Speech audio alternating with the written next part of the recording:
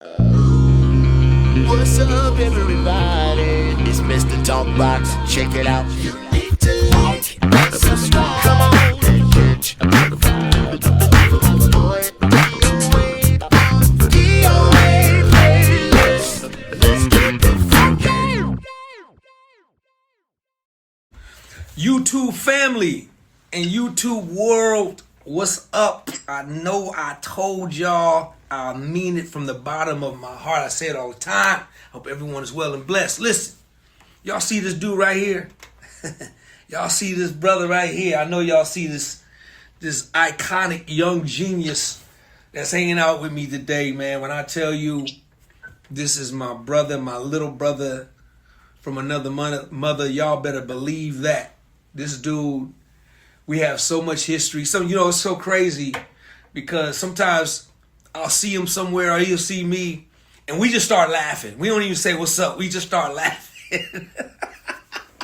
We just start laughing because there's just so much history with us, man, and stuff we share. So we're going to get into a little bit of it. Y'all give it up for my brother, Steve Russel Harts. Give it up for him. Come on, come on, come on.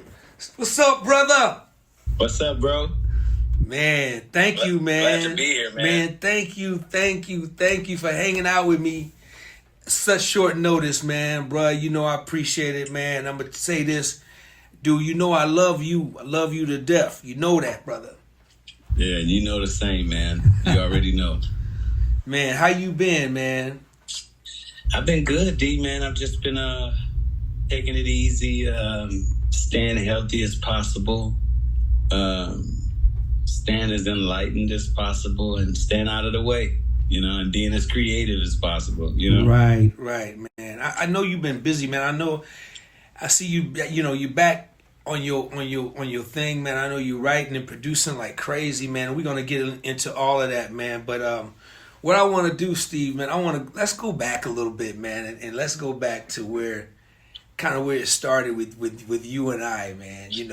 So everybody know that, and I'm gonna say this on the record, man, and I don't care who get mad at me, I could care less.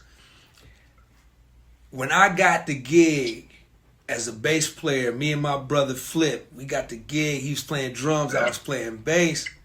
And when I got the job for Troop, I can't tell you how ecstatic I was to be playing with these dudes. These dudes came on the scene, and everybody know the history. They were hot and just going crazy.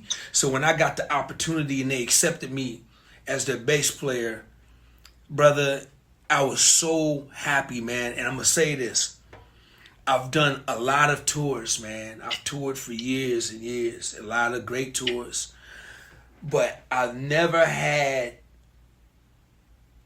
more fun on a tour than when I was out with these dudes, with Troop. That's the most fun, the most enjoyable time I've ever had on any tour that I've ever been on. And it wasn't about the money. It wasn't about the money at all. Right. It was the brotherhood, man. It was the fun. It was the love. It was the everything that we shared. And Steve, to this day, man, I never had enjoyed myself on a tour than with these guys, man, with Troop, man. Dude, it was amazing, man. It was, man. It really, really was, man. And, I think it's so memorable and fond to us because it was at the time where everything was just beginning. You know what I'm saying? We were just rocking out. And me and you end up being roommates, man. So that just, oh my God, man.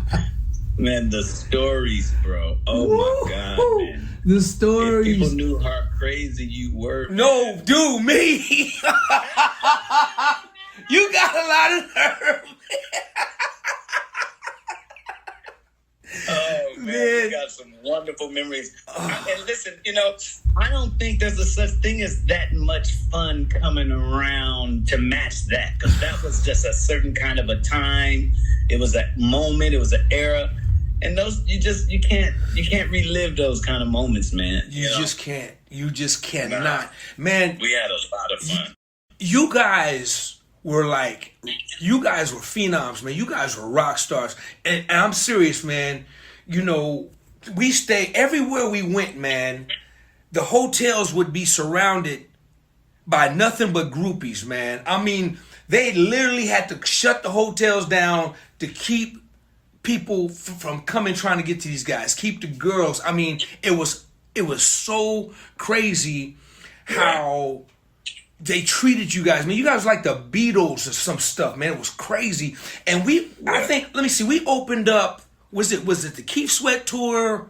Was it like Rob Bass, Keith Sweat, Kid and Play? We went out. Yeah, exactly, man. Dude, it was so much fun. And, man, they only gave us a little bit of stage. And when I tell you, man, these dudes was performing so hard. Now, Steve, you guys dance really, really hard, man. Yeah. Man, explain your style of dancing with Troop, man. Explain the thing behind that.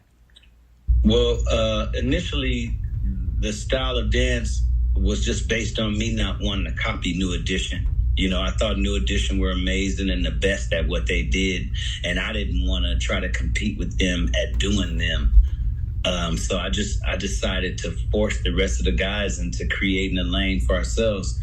You know, I was a dancer before I was in Troop, so it was easy for me to suggest we do our own thing. You know what I'm saying? So everybody in the group taught everybody else the best dance things that they had, and we just started making our choreography based on our street dancing, and that was the change. And it was really, that's what it was, man. It was street dancing. I mean, and you know, you guys were really hard on the band about hits and everything and being tight with, I mean, you guys were really hard, especially Flip had it the worst, man, because it was like, you know, we had to lock into almost every inch of everything you guys was doing, man. And it was a different style, man. It was like crazy. And I had never seen anything like it. And you're right. It reminded me of like a bunch of cats just on the streets and you know, that was doing their thing, dancing and hitting hard. Yeah. Y'all was hitting it hard, man. We made it hard. We made it hard for the rest of the groups. They, you know, they had the production. They had the production, man. But y'all had the show and the art, dude. It was incredible, man. Half the lights, half the sounds, half the stage. Killing it, man. Killing it. And Steve, man, you remember the bus, man, we had, man? Remember our bus? Green Machine. Hey, we was on a bus.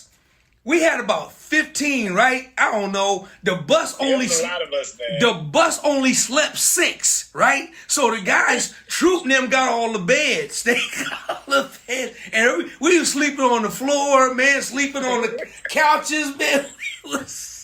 And then, Steve, do you remember when the bus broke down on us, dog? Yep.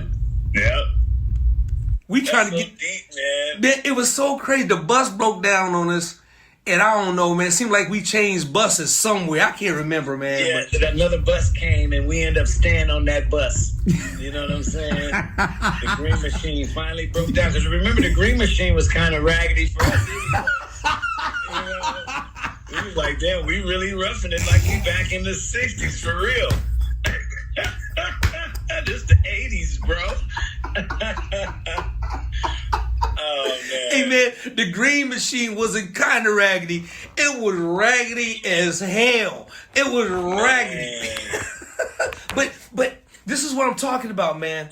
Nobody cared, brother, because, man, we thoroughly enjoyed each other, man. We had #1 records. We was out there with #1 records roughing it. It was a different experience at the top of the charts doing all that struggling, you know. It was crazy. Fun. Crazy, brother. We were enjoying each other. Like you said, we all got along.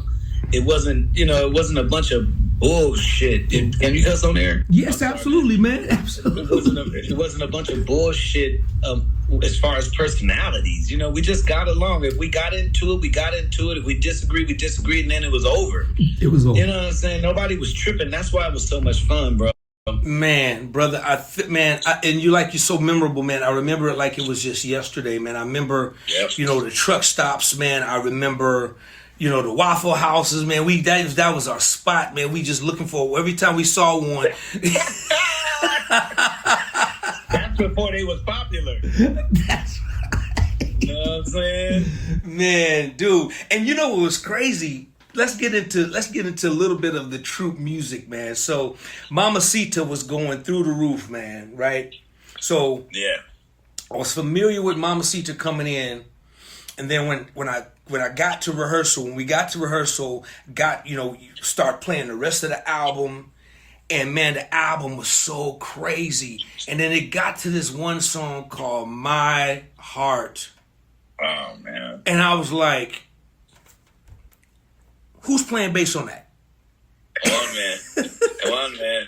Y'all was like, man, that's Chucky Booker. I said, who? Chucky Booker, I said, man. Who's supposed to play? Am I supposed to play that live? Y'all expect me to play? Oh, let's go, baby. Let's get it. Hey, I didn't know you like to get wet, though. Man, dude, let me tell you, man, I had to practice because the bass stuff with the track, the whole album was just ridiculous, man. The whole record, the whole project. We had a couple good ones on there to carry us through that first tour, man. And you guys were great, man. We couldn't have asked for a better collective than what we had. You know how the universe works, man. You attract what you are, and we were so excited and so fresh. We attracted a band that was excited and fresh. You know what I'm saying? You guys was rocking, man. We was killing it. People have no idea how powerful Troop were when we were hot, Man, Etta, you're so young. It was really, really sick. Steve, how old were you, man? How old? You were so young, man. I was 18. I had just graduated. From school when we did that first tour, man. So I was 18 rocking out like that, bro. Wow. Man, the Troop story, man, is phenomenal. I did get a chance to see the documentary on y'all. I watched the whole thing. Okay. It was very good, man. I thoroughly enjoyed. Where can they catch it? Tell them where they can catch it at, the documentary. We have 2 documentaries about Troop on Tubi, streaming on Tubi. 5 of a Kind, The Story of Troop, and Tales of a Boy Band, The Story of Troop. So y'all go check that. Y'all please go, you get time, go watch it, because, and Steve, you produced the whole thing, right? Yeah, I directed and produced both, and I'm getting ready to do another one with All Black. The streaming company All Black, so you're going to be in that one, of course. We're getting ready to do a really, really nice one. Right on, man. I'll keep you posted. Right on, man. And so the story is just amazing, man. And the tour, man, I don't know, we was out there for about 4 or 5 months, and it just didn't last long enough for me, man. It was really the beginning, for real, it was really the beginning of like my career as a real touring musician, man. Yeah, a lot of relationships. Man, brother, it was just, I hated when it was over, man. We were sad when it was over, man. It was crazy. Yeah, man. We were sad. And then Troop Stories is amazing, man. Then let's move on into it, man. Let's talk about Reggie, man. Let's talk about, we lost Reggie. Let's talk about how we lost Reggie. Well, in the scheme of things with Troop, man, the 5 of us were so devastated that our careers didn't turn out to be what we were expecting them with the momentum that we took off with, that it was devastating, and for Reggie, along with life itself and getting to know yourself and know your issues and the things that you suppress as a kid, all come out when you're 22, 23, 20, life starts when you become an adult, and, his choice of medication was drugs, and just not taking care of himself. And me being in denial for so many years, Reggie was involved with drugs long before I would admit it to myself. You know, now that I'm looking back, it was years and years and years and years of self-medicating, you know, trying to deal with depression, because I was just as depressed as he was, you know, and I'm sure everybody else went through their stint of it. But I know for a fact I dealt with depression from the time we got off Atlantic until, you know, just years of it, you know, so I know what he went through. I just had another choice of medication, and his took his life, you know. Yeah. Well, your body can only take so much, man, you know. All that worry and sadness and the belief that you're without something, you know, the lie of it is what kills you, man, because you believe the lie. You know, it sucks, but you know, Reggie was a soldier, man. You know, I found myself homeless and on the street before I got in Five of a Kind. Before I got in Troop, I was walking on campus, and I saw myself homeless, literally, like in a daydream, whatever you want to call it, and it scared the shit out of me. So at the end of things, to see Reggie end up homeless and on the street, it's almost like he took one for the team, you know, like on some, I don't know. It's like he took one for the team, you know. Wow. Because we all carried a lot and went through a lot, dealing with, you know, what we could have been. What we could have been has haunted us this entire time, you know. Dealing with promoters that treat you like you missing something, or like you're, you know, all that is just it's earth shattering, you know, when you're looking at other artists and looking at other groups, and you know the difference between great performers and trash. You know when you know it's just been tough for us, man. And Reggie, he didn't make it, man. He didn't make it. You know, man, I advise everybody to please go look at the Tales of a Boy Band, because that, I mean, the whole story comes together. Yeah. The whole story comes together in that. So you guys, please go watch that and to hear the Troop story. It's so deep, and I don't want to spend all our time going in, because there's some things I want to cover while I got my young brother here. And but man, we say, Reggie, continue to rest well, brother. We miss you. We love you. And thank you for being who the man you were, and your greatness your legacy will live forever. Let's move on. So let's talk about the other album. Was it the Attitude? Attitude. You gotta tell me the story, man, behind Spread My Wings and All I Do Is Think of You, man. Let's start with All I Do Is Think of You first. So how did that? Because I know how much you love MJ, man. I know what that man meant to you, man. So tell a story, man. How did that whole thing happen, man? John used to bring me cassettes, man, mixtapes. And it was before people was making mixtapes. John would always make me cassettes with different songs on them all the time. He just be like, here, bro, here's some more music. Because, you know, it's just what it was. I don't know. He used to do it all the time. So after we got our record deal, it took a long time for us to get going, because we were still just getting songs and stuff, even though we were signed. There was no momentum.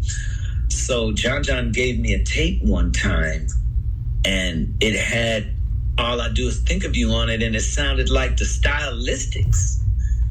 You know, but it was Mike now. I couldn't believe that was awesome, because I loved the Stylistics as a kid. Sideshow and all that stuff, you know. So to hear the Jacksons on something that sounded like that, I couldn't believe it, and I just fell in love with the song. So anyway, when it came time for us to start the actual album, I got with Chucky, and we did it on 4-track like we had at the time, and submitted it for the first album, and it was rejected. You know, so, you know, time goes by, we do the first tour, it's time to work on the second album. Me and Chucky redo it, and I submitted again, and Sylvia accepted it the second time, and that's how it got on the second album. And, wow. Nobody knew that it was a Jackson 5 record. You know, even Atlantic didn't know that it was a Jackson record, but Sylvia loved it. And with Spread My Wings, man, you know, Chucky was, while we were working on our first album, Chucky had a song. I was with Chucky. Chucky had a song called Turned Away, man, that hurt my feelings, man. You know, just hanging with him and knowing how talented he was and hearing all the different stuff he was doing us. And then here he comes with this Turned Away thing that just sounds like Chicago on the hip hop. I don't know what you want to call it, man. But anyway, I was so blown away by that song. I knew that was the energy Troop needed to be heartfelt with the fans. Like, we need a hit. We need a hit. We need a song that's going to make people feel good, you know? So that was my whole thing with Turned Away. And I harassed Chucky for months. I harassed him until he wrote Spread My Wings, man. I mean, he'll tell you, man, I got on Chucky's nerve. You know, that's my big bro. I didn't care. You know, ask Russ, man. I was in their grill. I was in Chucky's grill every chance I got about, we need one of those. We need a Turned Away. We need a Turned Away. I just didn't let up. He sent some other stuff that's bad. I was like, nah, we need a Turned Away, bro. And then before you know it, man, here he comes. Boom, boom, boom, boom, boom. And listen, just like I knew it was a #1 record, the song that opened the door for us worldwide, smash, one of our biggest records to this day, man, until radio got a taste of the album and forced us to drop All I Do. You know, we were right in the top in the momentum of Spread My Wings, man, on tour and everything. We had just did New Jack City, well, off of I'm Not Suit. And then Spread My Wings was killing it. And then radio started playing All I Do Is Think of You, man. Wow. And that's what forced us into All I Do Is Think of You, which again is our biggest record to date. That song still gets airplay. We can do a new video for that right now. Wow. You know what I'm saying? That song is still current to this day. You know what's amazing, what's intriguing about that story, man, is that you guys, All I Do was meant to be for your first album and it got rejected. That trips me out, man. I trip out on that kind of stuff because why did it get rejected? I mean, what I don't understand that. Me either. And then you guys go and redo it. Did you do it differently, or did you pretty much, you covered the song the same way, right? Yeah, it was the same. It was the same approach, of course, but I guess the second time, well, she didn't like the piano intro, so I can't say it. Oh shoot! Oh man, you good, bro? You good? Am I good? You good? Yes, sir. Yes, keep it going, man. I can't say it was the piano intro because she didn't favor that. We had to really deal with her to keep that. I don't know. I guess it was just timing, D. It was just timing. This second time around, she accepted it. Wow. You know. Wow, that's crazy, man. Man, let me ask you this question, man. Let's move on before we get to the other stuff, man. What does Gerald Levert mean in your life? Oh man, Gerald Levert was an angel to me. He still is. Gerald Levert was that big brother that didn't care about your feelings, that loved you and were going to show you that he loved you based on the way he treated you and the example that he gave you and how he dealt with you. Gerald was a real brother, man, and he really took me under his wing and loved me, man, and tried to encourage me to not make mistakes that I did make. He was one of those guys. He was the warning before destruction. That's what Gerald was. Everything that I went through, everybody that I dealt with, he would come to me and say, hey, I don't know if that's a good idea, bro. I don't know if that's a good idea, because he understood things about the business that I didn't know. I would just wanted to be a star. We got hit songs. What can stop us? We're #1 on the charts. What can stop us? And he's like, bro, you know, it's not the right time to make a move like that. Get another record out. You know, he was just an angel, man. You know, there were times when I made mistakes and didn't have money. He would give me money. Chucky too. Chucky and Gerald were the guys that I went to.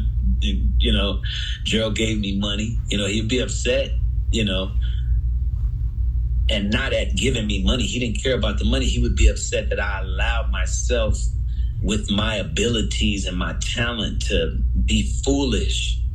You know, Gerald was everything, man. He was everything, man. He was tough on me, but I needed it, and it lives with me to this day. You know. He's another one, man. And I have an unreleased song with Gerald that we cut that I'm releasing. I think I'm gonna save it until the beginning of 2024. Yeah. Man, I love that. I can't wait to hear. I know it's killing, man. But he's another one that I say, you know, Brother Gerald Levert, man, continue to rest well, and and Sean, man, you got both of you brothers, man. Just continue to rest well, and we miss you. You will always be loved, man. And your legacy. The legacy is still living. It'll never die, man. Never die. It's gonna live forever, man. Right. One more thing. What does Chucky Booker mean in your life, man? To be totally honest, man, without putting any cap on it or anything, Chucky was everything, man. Chucky saw in me what I had. Chucky saw what I had inside of me as I was just discovering it myself. Chucky was the guy who saw that I wanted to be like him, and he didn't mind it. He wasn't irritated by it. He wasn't insecured by me having a record deal, #1 records, and wanting to be like him. He liked it, and he taught me. Chucky Booker single-handedly taught me how to produce records. He made me a good producer, a good vocal arranger, a good songwriter. Chucky is the one who single-handedly helped me become this thing.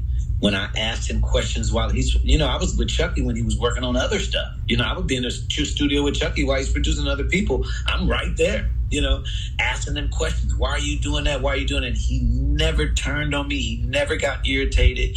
He always educated me.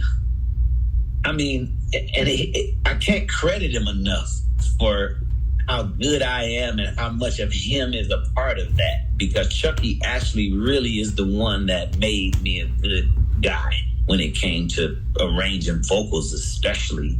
Even though I got a lot from Babyface, a lot from Gerald, Chucky was hands-on. I was in the studio with Chucky, so Chucky was teaching me how to engineer and how to sonically have it too. Chucky would, I would ask him things about, why are you making it sound that way? And he would explain the science, and I got it. You know what I'm saying? Like a teacher-student. So Chucky was the teacher, and I was the student. Most definitely. Chucky's the teacher. That's who he is in my life. I love that. Let's move to this, man. So by you saying that, as far as Chucky, he influenced your writing and your producing. He believed in you as a writer. He was the one that pretty much sowed those gems and seeds in you as a writer. He was that guy. He was that guy. I wanted to know. I didn't only want to know how to write. I wanted to know how to produce. I wanted to know how to do that music, because I was so awed by his talent, man. I was so awed by him just being a music god, being able to pick up any instrument, being able to play. I mean, I just love his talent, man. It's just so much. I still wish I had a piece of it. Still, I don't even have that much of it to this day. Me neither, bro. I don't have that much of Chucky's talent, and I wish in this life I was able to harness a little more of that, so I can help with this next run I'm about to go on. I need some of that, man. All right, so let's keep it right here. Let's segue into this, because this is cool. So Troop slows down. Things are coming, to kind of a close, and you guys are kind of moving on. But you move on to having this phenomenal production career, man, as a writer and a producer, man. So let me ask you this. What's a day in the life of the Underdogs like, man? What's the day in the life of the Underdogs like? Well, at our peak, a day in the life of the Underdogs is everybody's getting there by 1. If you get there by 2:33, you're missing the first record that's being written for somebody, right? So you want to be there at 1 before the session starts, so you're already in the room, because if the room is going, you're not getting in the room and the record is going. They're not letting you walk in on a hit. You know what I'm saying? So a day is getting there, jumping on Halo. We had 1, 2, 3, 4, 5 TVs. We would jump on Halo and all be playing Capture the Flag individually against each other in the most intense Halo games you've ever experienced in your life before we go to write. Usually, if we have an artist in, Chris Brown, Charlie Wilson, Tyrese, whoever, we would have them in for Monday to Saturday. So the first thing we would do is Tank would go in his room, Tony Dixon go in his room, Eric Dawkins go in his room, Harvey and Damon are going and start working on something. I'll go in my room, Tank will go in his room, and we'll all start coming up with what we feel we can deliver for Chris Brown or whoever on our own, right? So when the artist gets there, Harvey and Damon, really Harvey's gonna see what track, what moves him, who's got the con, he's going to see who's got it, and whoever got it, that's the room we're going to start the record in. And then once we get the record written, wherever it started, then he'll get the track with whoever produced it, and then they'll go and co-produce it together and finish it before the artists get there. And then I would come in, usually I sang all the demos and all the backgrounds and everything, so I would be the guy that usually demo the records for Chris Brown, for everybody, yeah. Man, I'm such a, I already know I'm a fan of you. I already know everything you do. But I'm an Eric Dawkins fan, man. And just so to have you two soldiers together, man, was bananas, dude. Hey, Steve, real quick, man. I want everybody, first of all, I'm gonna put the Underdogs Wikipedia in the YouTube. But Steve, just run off some of the hits, man. Just as many as you can. I'm not gonna stop you. Just run off a few, man. Okay, so you got How You Gonna Act Like That. These are all Underdog hits. How You Gonna Act Like That, 2004. Why You Wanna Change Me, 1, Tyrese. Jennifer Hudson, Take You Down, Your Man Ain't Me, How You Gonna Just Can't Live Without You, Homeless, Tank, Who Dat, B2K, Gots to Be, Why I Love You, Why You Wanna Change Me, Ruben Stutter, Who Knew, Kiki Wyatt, Sideline Ho, Monica, Backseat Love, Sierra, Ooh Na Na, Donnell Jones, I Can't Wait, 4 Minutes, Kung Fu Panda, all 63 songs on Dreamgirls, Shrek 3, it's so much tonight. I love it, man. Baker, Whitney Houston, Justin Timberlake, Beyonce. We worked on everybody, bro. And what's crazy, man? I just hooked up with my boy Bob Robinson, man, and he, between Tim and Bob, you guys, man, are such a staple. That's my boy. You guys are such a staple, man, in 90s, in black history of 90s music, man. That's just incredible, man. I'm so proud of my little brother, man. I'm so proud of you, man, and what you did, because then you veered off and then you start writing a bunch of hit records on your own. What's your biggest record, Steve, that you wrote on your own without the Underdogs? Gots to be. Well, I wrote that with Harvey. Well, let me see. Without the Underdogs, it would be Why I Love You, B2K. That was the #1 record on B2K. That's the biggest song that I did without the Underdogs. Man, how does it And Glenn Jones. I did a song on Glenn Lewis for the Barbershop soundtrack. That was pretty big, too. Man, how does it feel knowing, man, that you have at a young age, man, that your legacy, dude, is going to live, Steve, forever, man. You guys got hit records that will never ever die, man. They're going to live forever. When we're gone, they're going to live above and beyond. Man, how does that make you feel, little bruh? Well, it makes me feel good because, you know, there's so many billions of people that come to this planet over and over again, and to be able to make a light, to shine a light that can last beyond my time being here is all worth the journey. It's all worth all the hell you have and the joy you have here in this body. You know, I think I came here to make some type of noise. I came here to make some sort of an impression on the planet. I felt that way since I was a kid, and I'm glad that I still have the opportunity to do a little more. You know, I'm still excited about it. You know, my mother transitioned about 7-8 years ago, and I quit music completely. I had no desire for it. You know, I started shooting independent film. I have a film on Tubi called Day Ones, a 8-episode series. Check that out. Anyway, so I just gave up on music. You know, the desire for somebody to like my song, or me write a song to get something on your album, or me chase somebody to get a song. And when my mom passed, I was so beyond that in my arrogance and my discontentment. I was just upset, and I could give 3 cares about the music business, writing a song, who liked a song. I just didn't care. Lil bruh, what was your mindset like, man? I know your mother passed a few years ago. Where were you mentally, man? Because I know how close the relationship, how close you guys were. So where were you mentally, man, when that happened? Wow. Man, to be honest, D, you know how close me and mom was. That was my only parent, you know, my only real love, you know.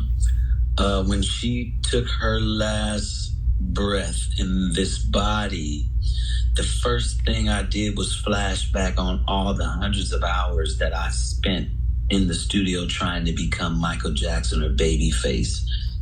And I didn't like it. So I just kind of turned my back on music, period. I stopped creating. I didn't care about writing songs, getting songs placed. The thought of me writing a song to get it on somebody's album appalled me.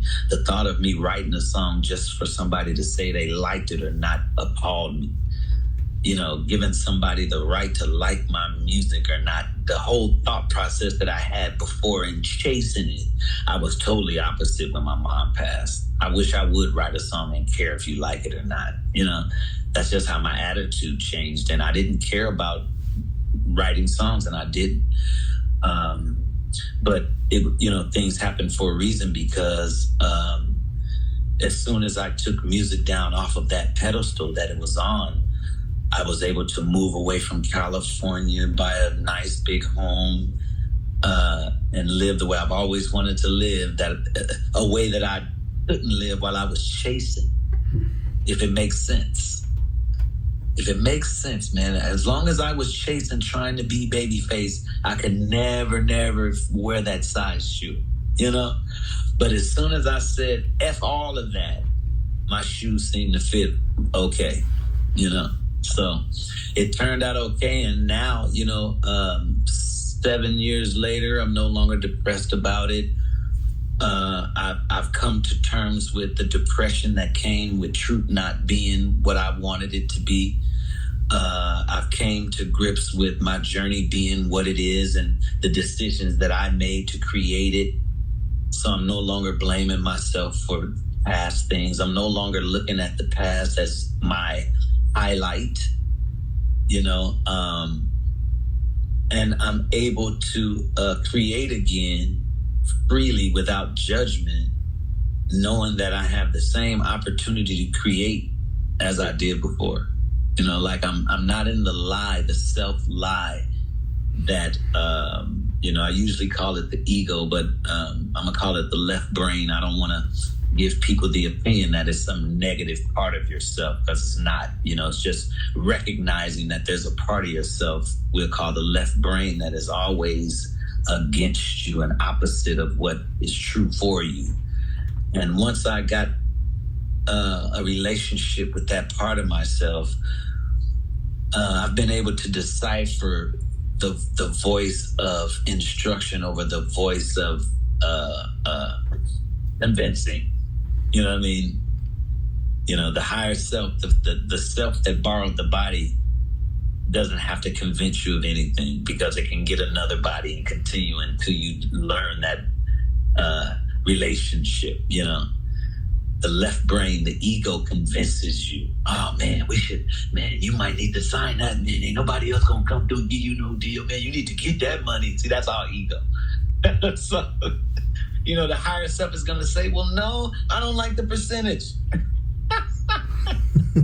Right, man. You know, it's gonna be that simple. Brother. Dang. Sorry, it's gonna be that simple. It's you know? okay. Listen, man. What you the words that you just spoke, man. Somebody's gonna be touched by everything you just said, man. You're very intelligent, well-spoken young brother, man. I love that, man. You just said a whole lot, man, in a short span, and it was all powerful, man, and it was spiritual, and it was healing. It was like, it spoke to me, man, because you just spoke a word into my life, man, and giving me confirmation on things, man. So very, very deep. Listen, man, I'm not gonna hold you much longer, man. Tell me what you're doing now, man. I know you're back in the studio. I know you're working. I know Troop is still going strong. So what is Steve Russel Harts doing these days, man? I have a independent film company called Black Box, and I'm producing independent film. I'm working on season 4 of my series Day Ones, season 3 and 4 of my series Day Ones. And a couple other film projects. I'm also back writing and producing. I'm at Atlantic Records, writing and producing for new artists there. So getting ready to have another run. I changed my production name to OG Beats. So it's no longer Steven Russell. Steven Russell's just the writer. You know what I mean? Wow. OG Beats is getting ready to have a nice year, man. You know, good. Coming out of my shell, coming out of that long rest and away from music, it made me better than what I was, D. I'm so much better now than what I was. Right on. You know, and I can capitalize on it now because I believe in myself. Right on, man. I'm not in hell and jaded. You know, I'm hot to myself, so I'm excited. You know what I mean? Right on, man. Right on. Man, that's so good. That's so wonderful to hear. And of course, Troop is busy. You guys are very busy right now. And Troop is we're performing 2 to 3 times a month, man. You know, and it's exciting. You know, we're out there actually really, really gigging, man. And the crowd is responding to us like the same crowds that we were out there performing for. They're still coming, D. Wow. They're still coming to see us this many years later. They're bringing their kids, their grown adult kids to see us now, bro. Wow. So we planted some great seeds out there, man. Wow, absolutely, you were a part of it, man. You were a part of us planting all of our early seeds, and you were there. Man. You're an honorary member of Truth. Man, I just enjoyed it, man. I like I said, I'm gonna say it again, man. The best time, the most fun that I've ever had, man. I've never experienced anything like that in my whole 30 plus year of touring, man. That was just. We're gonna talk about that on the new documentary too, man. Please, man. We're gonna talk about all this stuff. Let's talk about it, man. Yeah. I can't wait, man. I'm so proud of you, man. And I want to send a shout out to Alan and John, man, just to say Rodney, and just say, man, say what's up to everybody, man. And I miss everybody, man. I'm so proud of what you guys are doing. Keep doing your thing, man. And I got to ask you this question. Now, I'm not sure. This is my last question, but I'm not sure who was the baddest. I'm gonna ask you a different question. You got Mount Rushmore, right? Yeah. See, you write, you produce. You're also in the group. You're doing movies. You're doing films. So I'm gonna ask you about the group status. You got 4 groups to put on Mount Rushmore. 4. What 4 groups are you going to put on Mount Rushmore?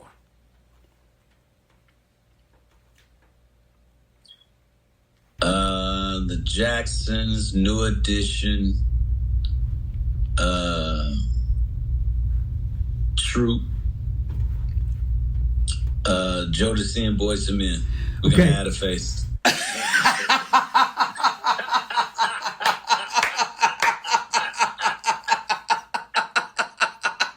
You know me, man. It can't just be regular. We gotta add a face. You gotta add a face. Gotta add a face. Boyz II Men, Jodeci, Troop, New Edition, and the Jacksons. Hey, you know what, man? I love it. That's why you're the artist. That's why you are who you are as an artist, man. Because if you're gonna put those dudes, man, you got every last one of them in you. Every last one, all of them. So it's a fun question. It's almost impossible to answer. But man, listen. Yeah, I mean, you hurt my feelings with that. Hey, look, little brother, tell everybody how they can reach you, man. Okay, you can follow me on Instagram at Steven_he wrote it, or you can follow me on Steve He Rich. You can follow my philosophy page as Steven_speaks, Steven Speaks. You can follow me on Facebook as Stephen Russel Harts.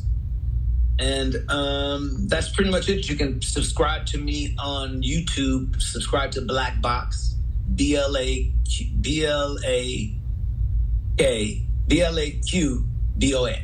Sorry. You know what, bro? And, go ahead. I got one more. Go ahead. No, go ahead. I'm not gonna stop you. And what? Go ahead. I was gonna mention.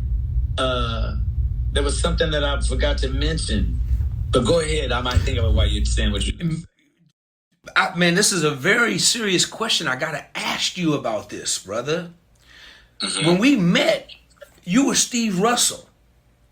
So, tell me about Steve Russel Harts.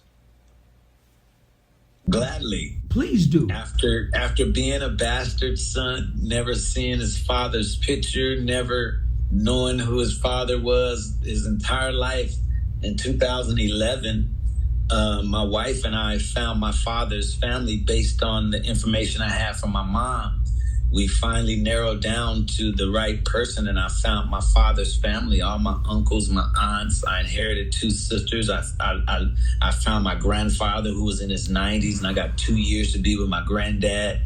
And me meeting my granddad, and that was my granddad's last name, I just felt honored to add that to my journey going forward, because the first half of my journey was missing that. I was an empty child, not knowing who I looked like and who my father was. And I often asked my mom about him, and no pictures or nothing. It was just this missing thing. So to find all these people that got my same eyes and my same face and I look like my uncles, to see that, it just healed me from such a lie. It just showed me that you can live your whole life deceived, man, if you take things too serious. If I had taken it too serious that I didn't have a dad, I could have been a criminal. I could have killed myself. I could have been worthless.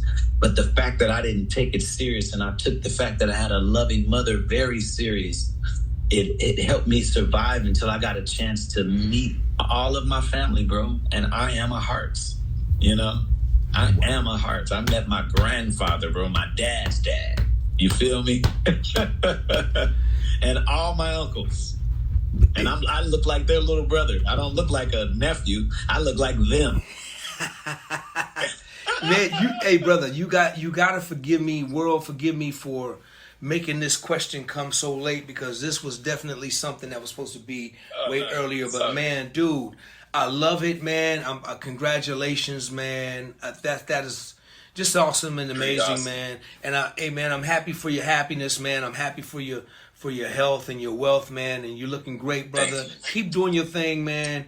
And I'm gonna be bothering you, so you ain't gotta worry about that, man. But hey, and listen, you got a couple songs that you sent me a while ago that they probably old to you, but you got a couple songs that I'm interested in I'll let you know. I'll send you the tracks. Let you know, man. I might have stems or something. Absolutely. Let me know, man, and I'll get whatever, man, to you, man, and we'll hook it up, Okay. man. All right, brother. Listen. All right. I love you, man. I love you. I love you, man. I love you even more, man. Thank you for hanging out, everybody. There's going to be a YouTube. A link to the Underdogs, Steve Russell. You guys go and study these people who you see, but you really don't know, man. This was so good, man. Thank you for this, man. You know, you're still, dude. You're still a rock star, bro. You got so many. Man, I think you got more male friends. I called you the other day, man. This dude was fanning out over you, man. I had to call you and say, look, Steve, you got a grown ass man. Can you say hi to this dude? Cause he. Listen. Hey, listen, me and Alan was just talking about it, bro. I just did a conference, a songwriting conference in Memphis. And, you know, we've noticed this our whole career, that Troop is just not a female-based group. We got just as many male fans as we do female, and our male fans ain't the male fans that are scary and homophobic type guys. These are guys that come up like, man, you know. Hey, you know why? You know. Fans, bro. I'm gonna tell you why. You guys influence so many younger groups, man. So many. I rock with this Filipino group coming up, man. And little did I know that they used to win auditions off of Spread My Wings, right? Wow. And so all of these guys now are in their 50s, man, and they still talking. They love y'all, man. They love us, man. Dude, so, man, I'm just proud to say, man, that, you know, I could pick up the phone and get to my brother whenever I want to. That's what I'm saying. You already know. Hey, man, I love you, man. We gonna talk in a minute, man. Love you too. Hey, y'all give it up for my brother, Steve Russel Harts. Yes. I love you, man. Love you too, man. Right on. Yes, sir. DOA playlist. Let's get the